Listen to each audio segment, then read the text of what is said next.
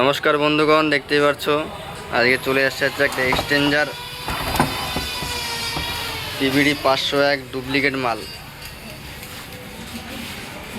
এর মেন যে ট্রান্সফরমারটা ছিল সেটা পুড়ে গেছিলো, আমি রিব্যান্ডিং করছি মোটামুটি।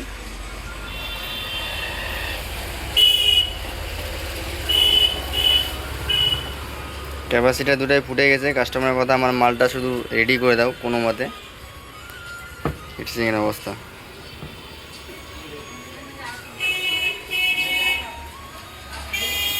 Output transformer aluminium winding.